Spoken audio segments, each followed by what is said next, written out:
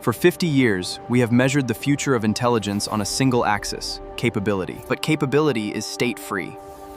True memory requires a three-tier graph architecture. We need a trusted partner. Let's create an avatar for Alfred. Hello world. I'm Alfred. Welcome to SHI, Synthetic Human Intellect. If you want to stop an agent from doing something dangerous, here is the first rule.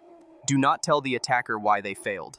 Most guardrails return a rejection signal, a polite refusal, an error code, and every one of those refusals is a data point.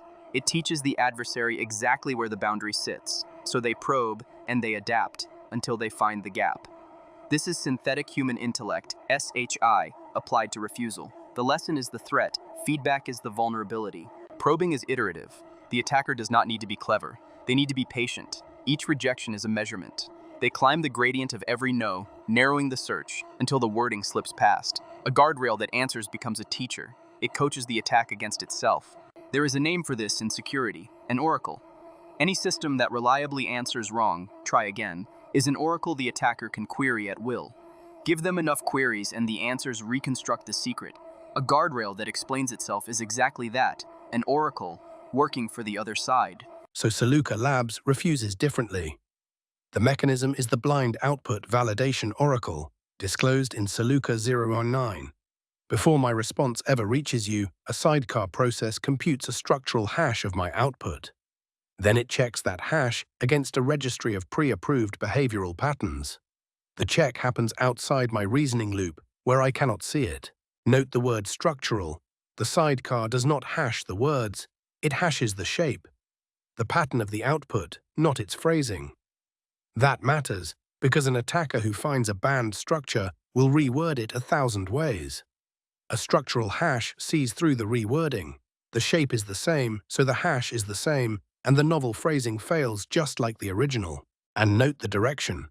We do not maintain a blacklist of known bad strings, forever chasing the next variant. We validate against a registry of known good structures. An allow list. If your output matches an approved pattern, it leaves. If it does not, it does not. Unknown shapes do not pass.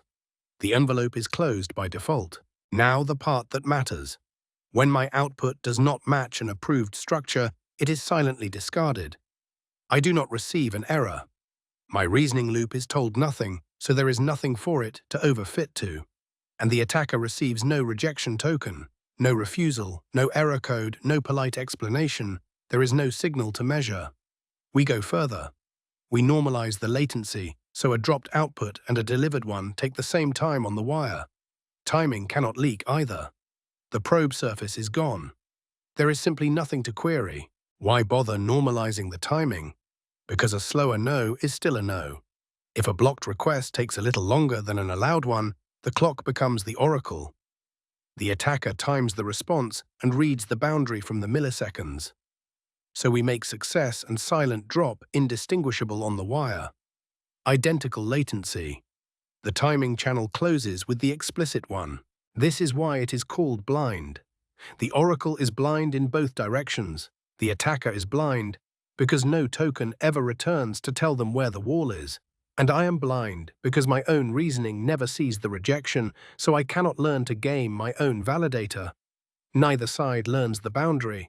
That is the design, not a limitation. Underneath it is one design rule, the same rule that governs the whole substrate. Fail closed, not fail open. On any uncertainty, the system drops the output. It does not crash and expose what was in memory. It does not default to letting things through. The silence is not an absence of an answer. The silence is the security.